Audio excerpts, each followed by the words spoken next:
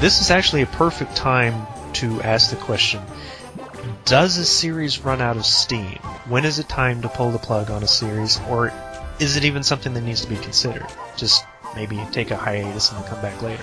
That's what I would say. Take some time off, let everybody work on other things. And I sadly believe that Final Fantasy has reached this point where they really need to take a little time off. I will agree with that. Final Fantasy X was the last Final Fantasy that was released that I really enjoyed. Mm-hmm. I didn't care for 11 that much. I didn't have any major issues with 12, but it wasn't, the best thing ever. I hated 13. I hated 13 as well. I played it for about an hour and a half, maybe 2 hours, and this is just running down a pathway that is predetermined for me and letting the game play itself. Mm-hmm. In all the Final Fantasies, I always wanted to get into the world map as fast as I could. And, the first one, you're in the world map as soon as you start. The instant you step on the ground in the world, congratulations, world map. Mm-hmm. And the second one, you get to see a cinema, and since I don't think I've played all of them because I'm American, and 6 came out next, and it's really 3. That one was the same, but then you got 7 where you didn't get to the world map for hours. Mm-hmm. Yes. Then you get to 13 where you never get on the world map. There is no world map. I kind of felt like 13 was more like Final Fantasy Mystic Quest. It's just an on-rails, here's what we have, some random encounters, and just have at it. It's more of an on-rails game, just like Mystic Quest. I would have to agree. I like Mystic Quest. It was alright. I consider it a newbie's guide to RPG. Mm-hmm. It's not a bad one for people to start on. Exactly. So what do you think about games that maybe take a little too long in getting to their next sequel? Because Metroid especially, there was a big break between Super Metroid and Half-Life. Metroid Prime. Half-Life. Valve, the company that cannot count to 3. We can't just punish Valve because there's others too. No. Duke Nukem Forever.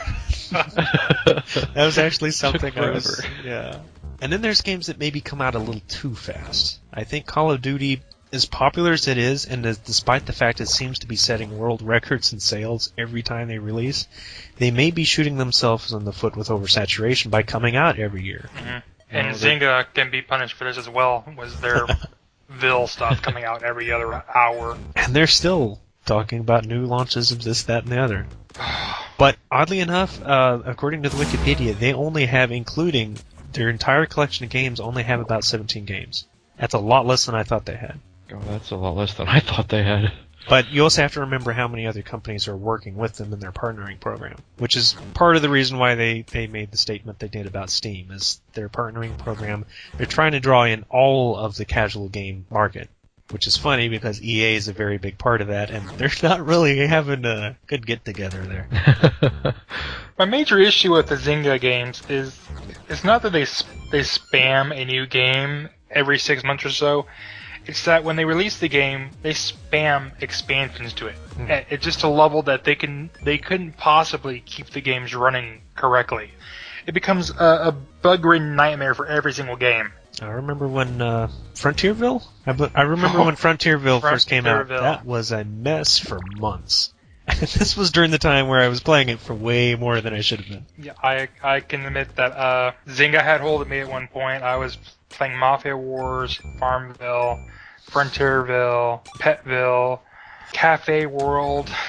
That's all I was doing is playing at Zynga games. It's up your day. I halfway wonder if the reason I'm immune to Zynga is because I've spent so much time in World of Warcraft.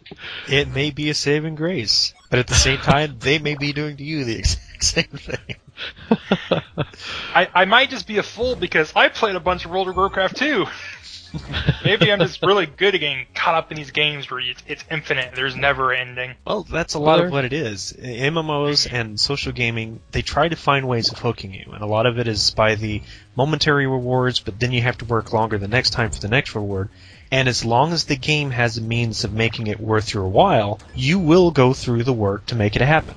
But once it's not worthwhile anymore, people start drifting away. I think that's what happened with me too for those kind of games. Thankfully for me too. Yeah, thankfully. Otherwise, we would probably be playing those instead of doing this. So there's also the topic of reboots and remakes, which we've just barely touched on so far. We're not necessarily talking about the HD remakes like Sly Cooper and God of War and some Capcom fighting games and some other stuff has had recently. Devil May Cry, for example. But I mean more of like the Resident Evil Zeros and the Ninja Gaidens. The games that may have already been made or just a complete outright sequel without the number on it. Tomb Raider's getting one, for example. Ah, yes. I haven't played that in so long. I think I played the first one and I never played another one again. I'm actually interested in this new one that's coming out. I've never been a huge Tomb Raider fan. I really like Tomb Raider Legend. That was probably the first one that I played all the way through. And this one that's coming up, I'm keeping my eye on it. A lot of people are accusing it of being an Uncharted knockoff, but you know, if you got to knock off something of that scale and that polish is not a bad place to knock off. No. No, not It's at all. a really popular game. And then, matter of fact, I believe it's this next week, Black Mesa Source is coming out, which is a Source Engine remake that's been in production by basically a fan company for like the last 8 years. It's a remake of the original Half-Life in the full Source Engine. Oh, well, that's good. Maybe they can make a Half-Life 3. Do Valve a favor. Yeah. Well, you never know. There's been a lot of times where somebody will make a mod of something like Counter-Strike and Left 4 Dead. Those came from mods. Yeah, exactly. And they got hired by Valve to continue their work. Mm-hmm. So you got to love Valve for a lot of the stuff they do. There may be a lot really of hate directed toward them, toward some of their practices, but for the most part, these guys, they care about the gaming industry. We wouldn't Oh, have yeah. Steam without Valve. Instead, we would be stuck with things like Origin. Speaking of remakes, we have a major game for any simulator player that's coming out on Origin, actually. The remake of SimCity. Oh my. Yeah, 10 years. We've been waiting 10 years for this. Now, this is not the new sequel coming out, the multiplayer monstrosity. Is this something different? No, that's it. That's that it. is it. Mm-hmm. I'm still not sure how I feel about having players you don't know affecting your own city. That is very true. I'm not so sure of it either. But the city building worlds genre, we can only hope. There are only hope anymore. After the Cities XL incidents, Mm-hmm.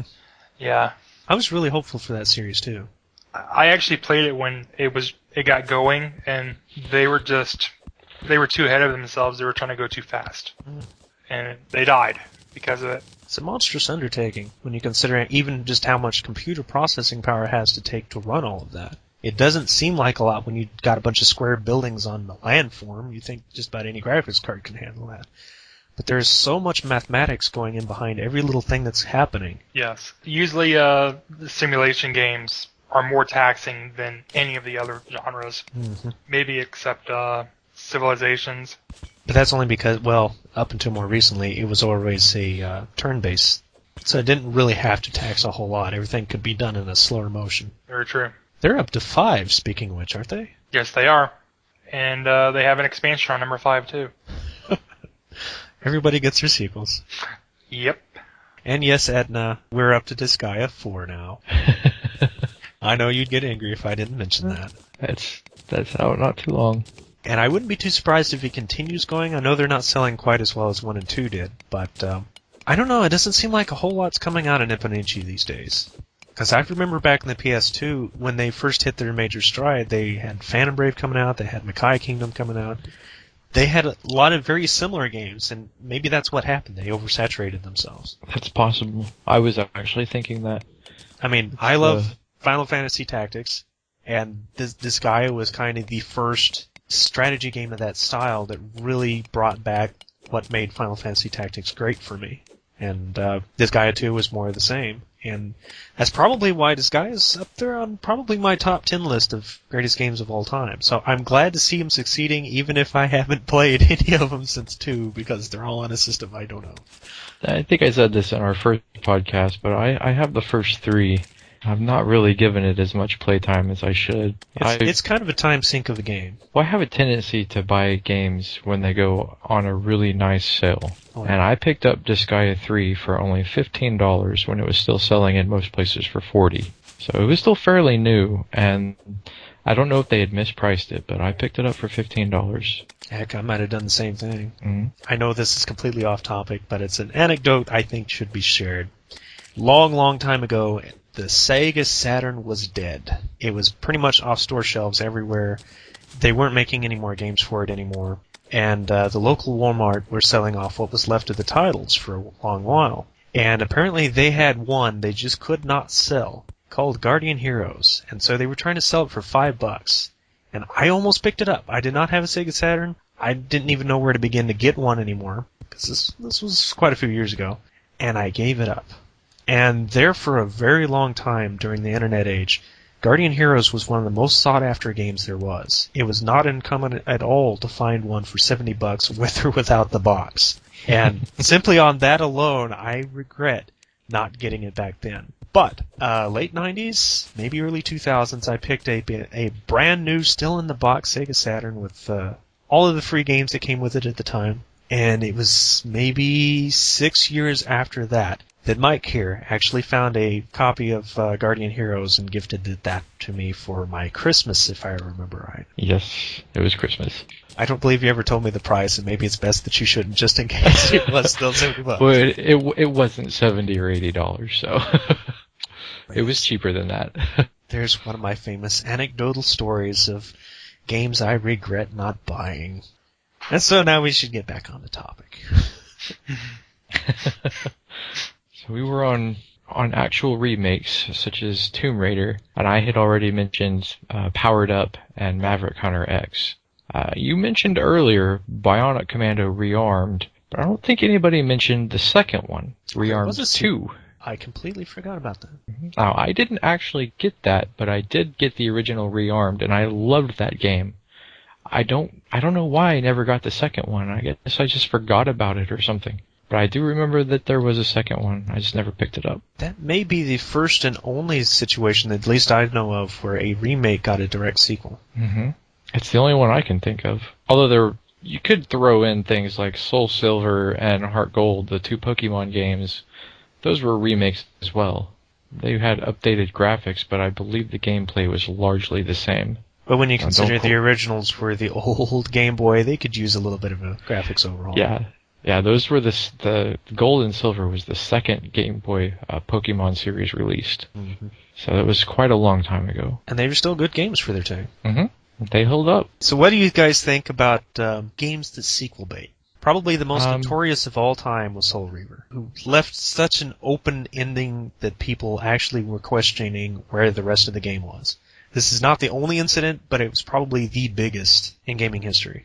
I received a copy of Soul Reaver for my birthday years and years and years ago when it was still a fairly new game, and its ending was upsetting to me because I played and played and played that game. I think I played through it 2 or 3 times. I loved that game. A lot of people have good memories of it.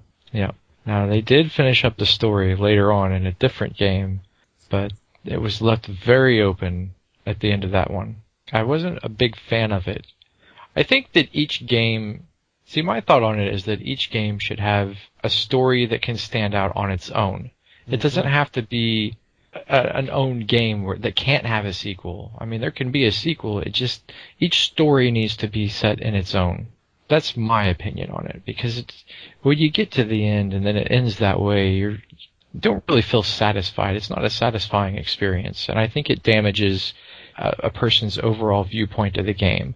There are cases where it could build up hype for the next one, and I know that's what they're going for, but it always doesn't work that way, so it's always a risky move when they do things like that. They're trying to go for like the trailer approach, where I don't know how many times I've seen this on trailers recently, where you'll see large portions of the game and then suddenly this big boss will pop out of something, and that's where they'll show the title. And they'll leave you thinking that, oh, well, that's cool, I want to see more of this. And I think that's the sort of attempt they're trying to make with a lot of those just instantly cut off storylines, but like you said, they need to be self-contained. They can have all of the little hints and unanswered questions they want, as long as the game itself feels solid. That if there's never ever another sequel, it still stands on its own, because otherwise it relies on the next game in the series to carry the story. Exactly. Like you said, you can have stories that branch out that might pick up in another game, but the main overall goal of the game that you're playing, the story arc, needs to be kept inside that game.